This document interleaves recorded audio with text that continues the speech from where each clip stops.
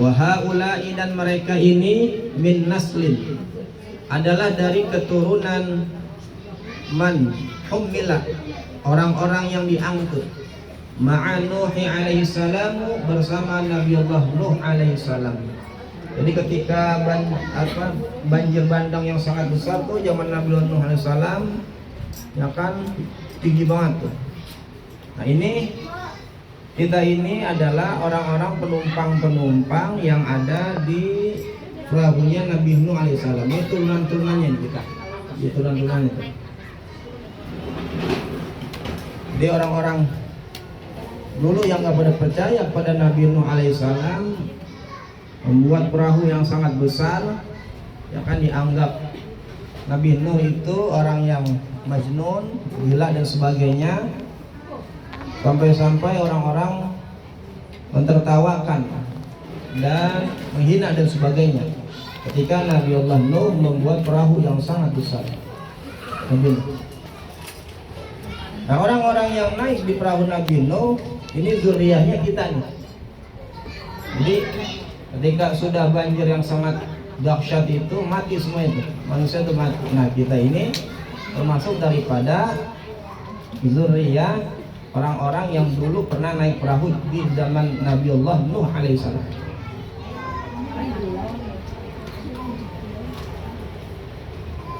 Wa kanu, dan adalah mereka ini fi asla bi abaihim, berada di tulang-tulang bapak-bapak mereka. Qala ba'duhum, berkata sebagian para alim ulama, al-muradu bil fulkil mash'un, yang dimaksud dengan fulkil mash'un as-safinah. Hadza zaman, di zaman sekarang, wa dzurriyyatuhum, dan keturunan mereka, bis-safinati, di dalam kapal, allati tajri fil bahri, yang berlayar di lautan, wa laisa laha yaddun wa rijlun, padahal tidak ada bagi kapal itu memakai tangan dan kaki. Taqta'u masirata 20 yauman, ia bisa menempuh perjalanan selama 20 hari. Fi yaumin wahidin, dalam satu harinya. Haza kulluhu, hal ini semuanya, yadullu ala qudratina, menunjukkan atas kuasa kami. Wa khalaqna lahum min mislihi ma yarkabun. Ini surah Yasin ayat 42. Jadi wa khalaqna lahum min mislihi ma yarkabun. Dan kami ciptakan juga untuk mereka angkutan lain seperti apa yang mereka kendarai. Wa khalaqna, dan kami ciptakan juga lahum, untuk mereka, mim mislihi, angkutan seperti mayarkabuna, apa yang mereka kendarai. Qila, dikatakan, arada bihi, yang dimaksud dengan mayarkabuna, itu lafaz mayarkabuna itu as-sufuna, ialah kapal-kapal, allati umilat, yang dibuat ba'da safinati Nuhi alaihi salam, sesudah kapal Nabi Nuh alaihi salam, ala hayatiha, menurut bentuk kapal Nabi Nuh. Skoci kita mah, skoci. Jadi dibuat juga tuh, ya, ada kapal besar, ada kapal kecil. Kalau kita namanya skoci, ya, kapal kecil. Kan kalau kapal besar itu ada kapal-kapal kecil tuh, kalau misalkan takut tenggelam apa ya gitu ya, ada kapal kecil. Biasanya tuh di kapal itu biasanya di samping-samping tuh, yang digantung-gantung itu tuh biasanya, seperti itu ya. Wakila, dan dikatakan arada bihi, yang dimaksud dengan mayarkabun as-sufuna as-sighar allati, ialah kapal-kapal yang kecil. Jadi kapal yang besar dibuat, kapal kecil juga dibuat. Kayak itu kalau kita naik kapal tuh, kapal laut, itu biasanya ada tuh kapal-kapal kecil tuh, ya kan, dibuat tuh. Kalau kita mah apa ya, koci yang bisa jadi dari apa, karet apa kan gitu.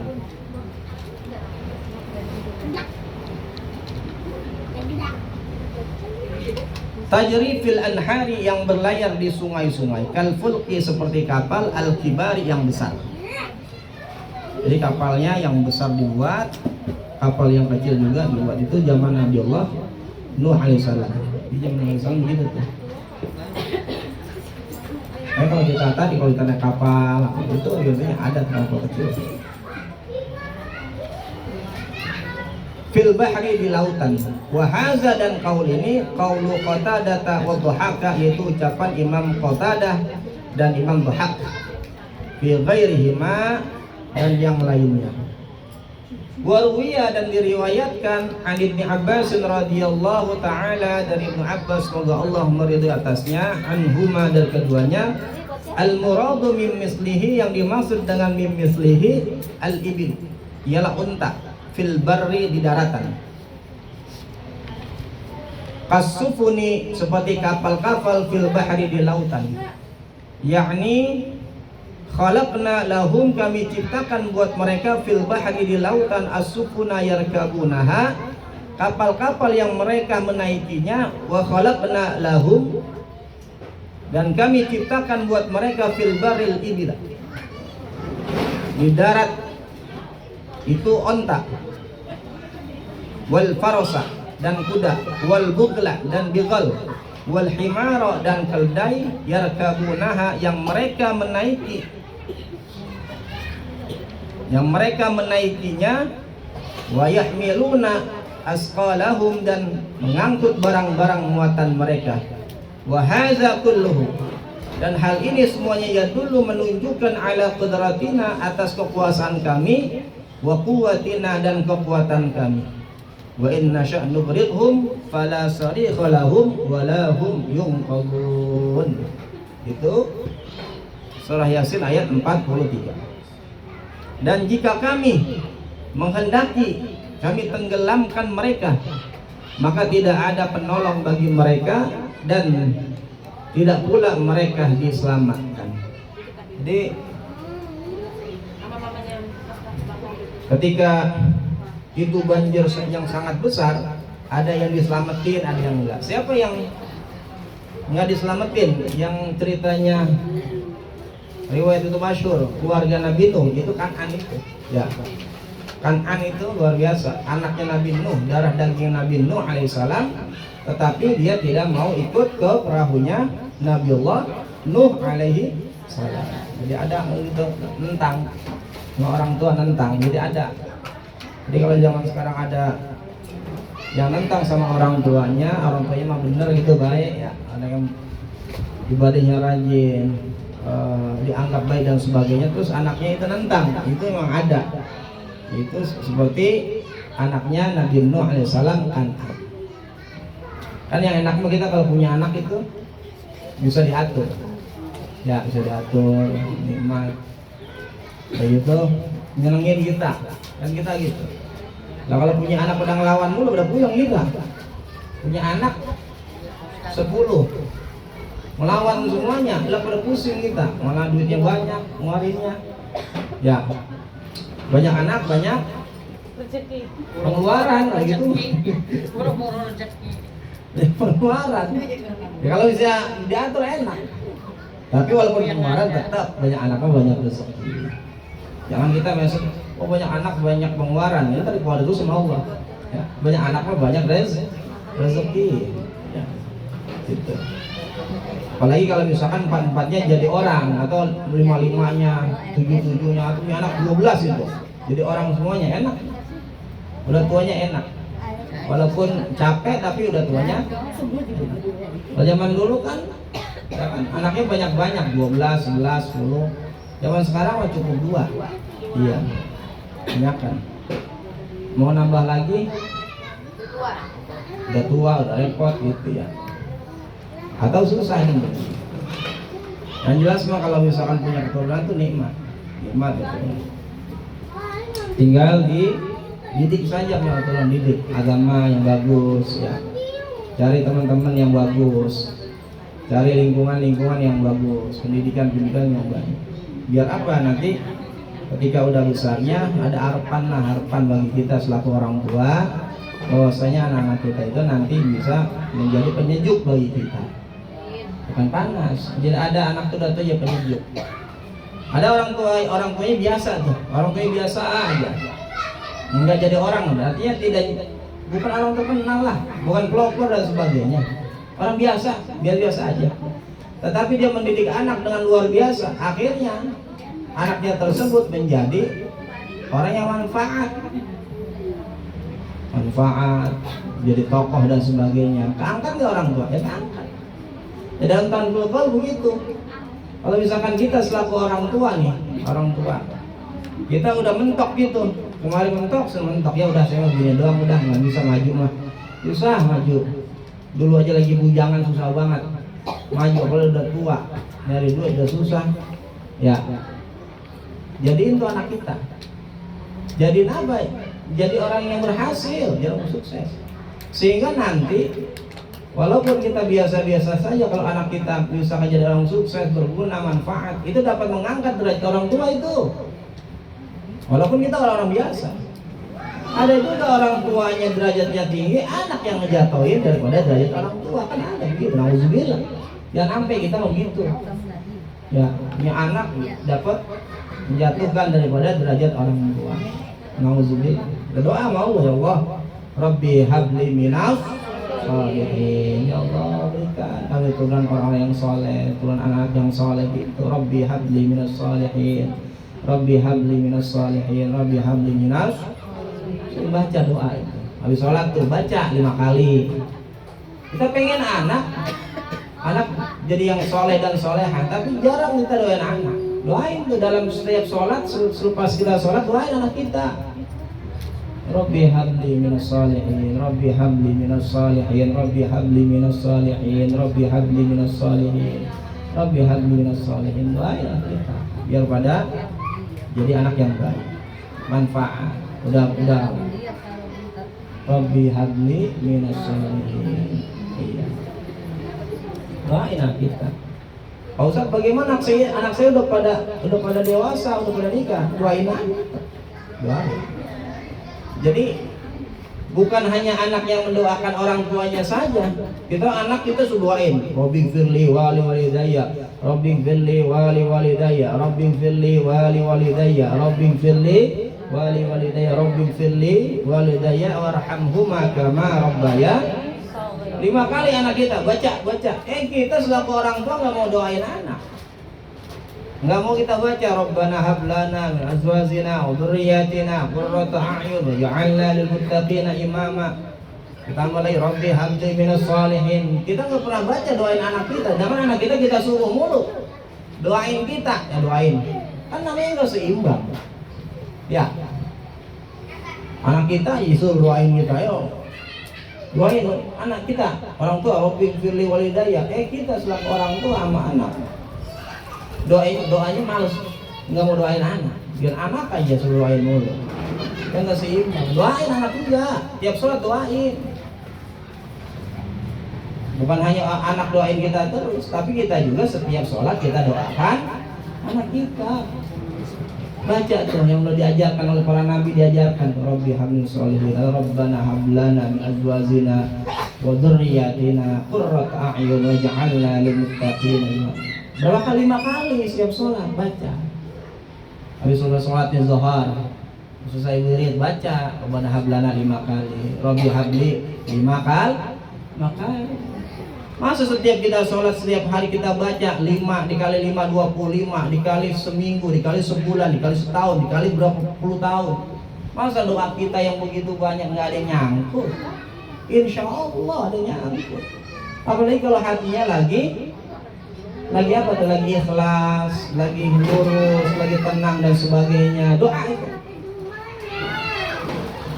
Karena kita doa juga kan tergantung suasana. Ada doa kita itu kadang hanya untuk sekedar kewajiban, menggugurkan kewajiban kan gitu. Doa tapi menggugurkan doa. Padahal kemarin kita bahas dalam hadis kalau doa itu kudu serius. Kalau kita mau doa itu kudu doain anak serius, bukan hanya menggugurkan kewajiban, doa anak serius. Apalagi kalau misalkan dibarengi dengan sholat malam gitu. Karena kita kan pengen bikinnya. Kita ngaji nih, ibu-ibu nih, ibu ngaji, bapak ngaji kan. Kalau doanya kan mudah-mudahan keluarganya jadi keluarga sakinah, mawaddah, warahmah, kan begitu doanya. Anak-anak jadi kadang soleh dan solehan. Tapi kita kadang malas doain untuk keluarga kita, untuk anak kita, untuk suami kita. Pengen suami yang soleh, yang baik, yang nggak pernah meninggalkan daripada kewajiban-kewajibannya. Tapi kita jarang juga mendoakan suami kita. Berarti kita egois lah.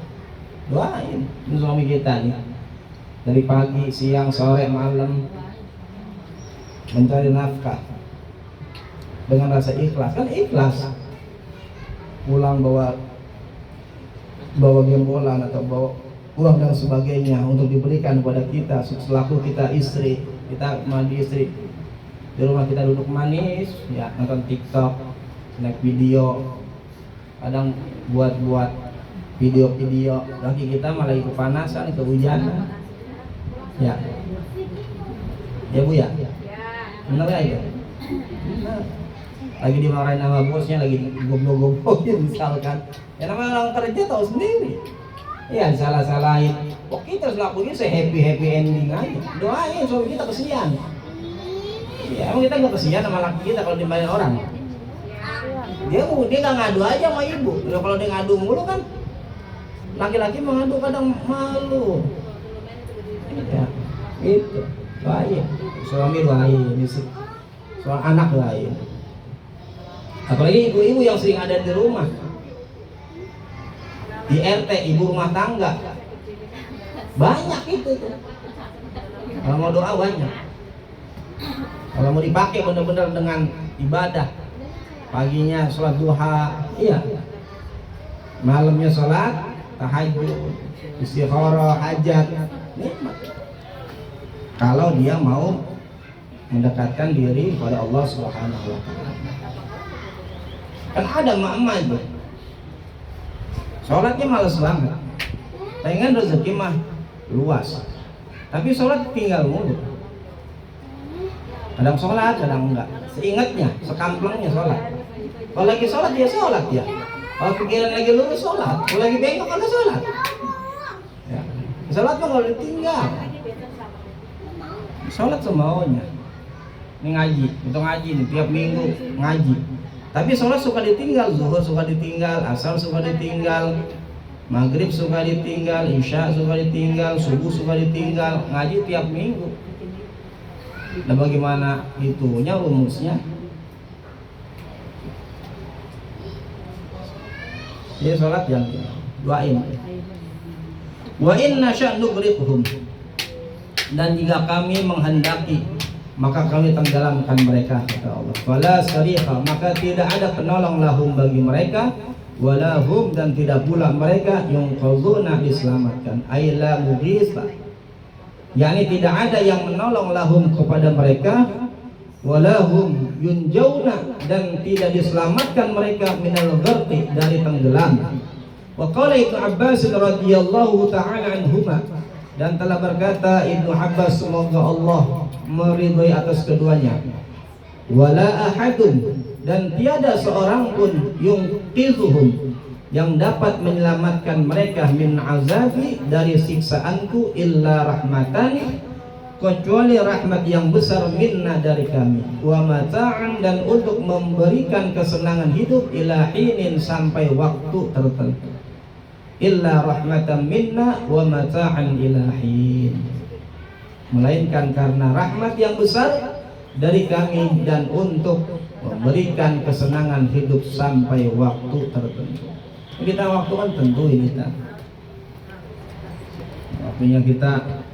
waktunya kita senang ya senang, waktunya kita lagi susah ya susah, waktunya kita lagi hidup ya hidup, waktunya kita mati ya mati. Semua udah ada ketentuan waktu,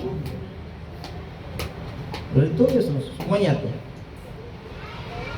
Kita yang ngaji, ada yang panjang umur sampai udah ada 60 tahun masih hidup, ada 70 tahun masih hidup, ada yang baru 20 tahun udah pulang, ada yang baru 10 tahun udah pulang. Iya, memang sudah ditentukan sama Allah. Mau ngapain lagi? Kita hanya berusaha. Nggak bisa kita, ya Allah kenapa sih pulangnya baru 10 tahun, 12 tahun, 20 tahun, cepet-cepet pulang saya aja masih hidup. Ya memang udah begitu, sudah takdirnya, udah ditentukan sama Allah. Kita kan di alam dunia ini kan semuanya kan ujian. Surat Al-Mulk, Alladzi khalaqal mauta wal hayata liyabluwakum ayyukum ahsanu amala. Kita ini hidup ini, ya kan, sebagai ujian. Maka saya kalau dengar apa namanya, Syihab apa namanya, ceramah lah itu, Qasim Nur Sehat. Saya senang lagi bujangan itu dengerin Qasim Nur Sehat, senang. Kata beliau begitu, ada orang, ya kan, masa usianya udah lama, masa produktifnya di dunia udah lama, tapi dia nggak tahu yang namanya hakikat hidup. Di dunia udah lama dah, tapi dia nggak tahu apa itu hakikat hidup itu apa, dia nggak tahu. Terus gitu. Padahal yang tahu daripada hakikat hidup, yang dapat menjawab siapa? Ya Allah. Jadi orang hidup itu, ya kan, lagi hidup aja diuji, mati juga diuji. Ujian semuanya. Siapa di antara kalian yang paling baik amalnya? Kan gitu. Ayyukum ahsanu amala. Ada orang ketika ditimpa susah, musibah, ditimpa miskin, dia nggak kuat. Buru-buru dia lari sama Allah. Tapi ada juga orang yang ditimpa kesulitan, kemiskinan, ekonomi dan sebagainya, malah dekat sama Allah. Itu kan ujian. Ada orang yang diberikan kelimpahan harta oleh Allah, itu ujian. Sama, ujian, baik senang maupun susah, ujian. Apakah harta yang didapat selama ini dapat mendekatkan dia pada Allah atau malah jauh pada Allah? Kan begitu. Orang kaya diuji, orang susah juga diuji. Semua ujian. Cuman kalau kita kan melihatnya, kalau misalkan ujian itu yang lebih nampak tuh pada orang susah. Kalau sama orang kaya, sama orang yang banyak duit, rata-rata bilangnya apa? Nikmat, kan gitu. Padahal ujian juga. Bagaimana ujian tersebut menjadikan kita orang-orang yang beriman dan bertakwa pada Allah Subhanahu wa ta'ala.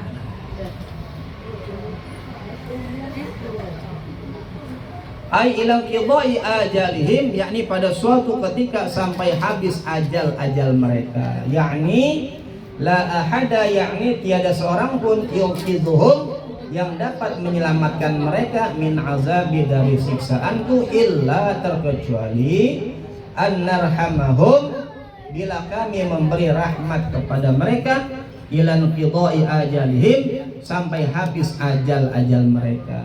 Semuanya ditentukan tuh. Semua ditentukan. Ada orang sakit bertahun-tahun, sakit bertahun-tahun, nggak mati-mati juga, sampai keluarganya manggil Ustaz. Ustaz, itu orang tua saya udah tua, nggak mati-mati Ustaz, tolong bacain Yasin, tolong bacain surat Fatir kayak gitu, biar itu mati. Kagak mati-mati juga. Ada orang segar, sehat walafiat, menurut kita ya Allah sehat badannya, nggak ada penyakit dan sebagainya. Tahu-taunya kabar innalillahi. Ya. Ada yang sehat walafiat. Apa itu sebab? Banyak, karena sakit dadakan. Ada yang jantung, ada yang kecelakaan dan sebagainya, banyak tuh. Ya Allah, tadi mah ngobrol sehat walafiat, atau pulang-pulang dapat kabar duka, yang kali masjid, ya kan, innalillahi wa inna ilaihi raji'un. Padahal mau ngobrol, mau meninggal, ternyata bisa kecelakaan apa. Jadi kadang-kadang, maka karena semuanya itu sudah ditentukan, ajal kita semua sudah ditentukan, maka berbaik-baiklah kita di alam dunia. jangan semaunya. Berbaik-baik kita dalam dunia. Bagaimana cara berbaik dalam dunia? Yaitu kita menjaga daripada ibadah-ibadah kita. Sholat kita jaga, puasa kita jaga, Quran kita jaga. Bagaimana cara menjaga Quran? Dengan membaca Al-Quran dan mengamalkan isi daripada Al-Quran. Bukan hanya dibaca doang. Bagus, Quran dibaca doang dapat pahala. Tapi kalau kita baca doang tidak tahu arti, makna dan maksud daripada Al-Quran, ini masih kurang pas, masih kurang sempurna, masih kurang baik. Walaupun itu sudah baik. Pelajari. Apa sih isi Al-Quran? Himbauan apa saja sih? Peringatan apa saja sih? Berita kabar gembira apa saja yang ada Al-Quran? Pelajari. Makanya orang kalau udah mati mah selesai itu ceritanya. Orang kalau udah mati selesai ceritanya. Sehebat apapun tuh orang, kalau sudah mati mah selesai ceritanya. Tinggal kita nih yang masih hidup nih. Cerita kita nanti udah ketika kita meninggal mati, cerita kita itu bagus atau buruk dikenal orang. Ini sekarang kita tinggal menatanya nih. Kalau kita misalkan hidup kita semaunya, sama orang bertengkar terus, nggak boleh main colek dikit dia kapuk. Ketika meninggal, si fulan dulu lagi hidupnya orangnya ambekan. Ada gitu nggak boleh disenggol dikit. Jangankan sama orang, sama ustaz dia kadang lawan, kan itu beneran. Ntar kelihatan di meninggalnya. Sama guru-gurunya juga dia mah jualan dulu lawan mulu, anak saya belum gitu ya. Nanti kan temen iya dia dulu sekolah ngelawan mulu sama guru. Kan bagaimana nasibnya kan begitu. Kalau kita nanti pas meninggal tinggal kita baik atau buruknya saja. Jangan sampai kita nutup mata meninggalkan alam dunia, memberi kenangan-kenangan yang buruk bagi orang-orang yang masih hidup. Jadilah kita dikenang oleh orang yang baik-baik. Bagaimana ciri-cirinya kalau orang-orang yang baik dalam dunia? Kan orang kan pasti ada ciri. Laki-laki ada ciri-cirinya nggak, Bu? Ada. Perempuan ada ciri-cirinya nggak? Ada. Pakai jilbab, ya. Kalau laki-laki pakai jilbab itu namanya, ya kan, banci. Yang pakai jilbab mah ya perempuan. Itu kan ciri itu. Laki-laki ciri-cirinya pakai peci. Kan begitu. Artinya apa? Seseorang itu harus punya ciri. Dan orang yang berkelakuan baik itu pun ada cirinya. Dan orang yang berkelakuan buruk itu pun ada cirinya kelihatan. Apa cirinya orang yang baik? Kalau dia hadir di tempat suatu majlis perkumpulan, orang senang dengan kedatangannya. Ya Allah, pulang datang, alhamdulillah, senang tuh. Berarti apa tuh? Ciri-ciri itu orang baik. Begitu pula orang-orang yang buruk.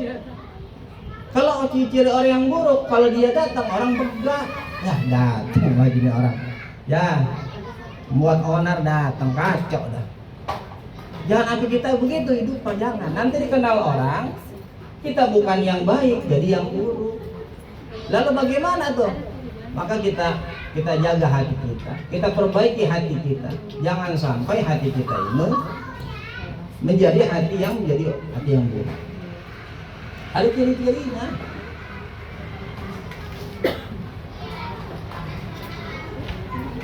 Jadi kita jaga semua amal kita jaga. Jangan sampai semua amal-amalan kita itu rusak disebabkan karena rusak pula akhlak kita yang buruk. Kan sayang kita capek ibadah sholat, ya kan?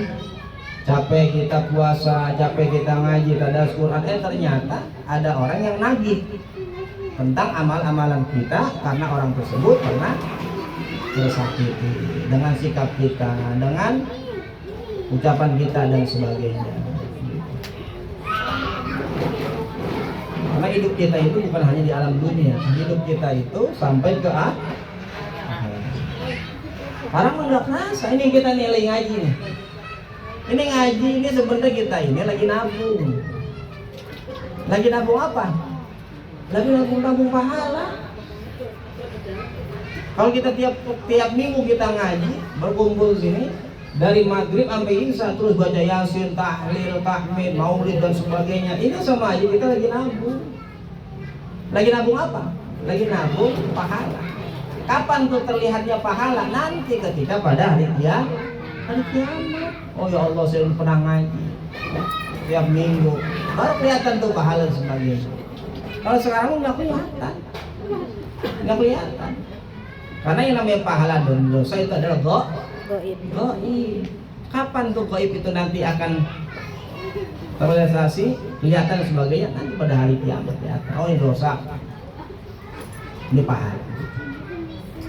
Wa idza qila lahum ittaqu ma baina aydikum wa ma khalfakum la'allakum turhamun. Wallahu a'lam bishawab. Besok ayat ke-45 dari surah Yasin. Mudah-mudahan kita semuanya orang-orang yang diberikan hidayah, taufik dan inayah oleh Allah Subhanahu wa taala, orang-orang yang diberikan hati-hati yang ikhlas, hati-hati yang selalu ingin berbuat kebaikan, hati-hati yang tidak pernah mau melakukan hal-hal kemaksiatan, dosa dan sebagainya. Kita berusaha kepada Allah SWT, Allah jauhkan dari perkara-perkara dosa.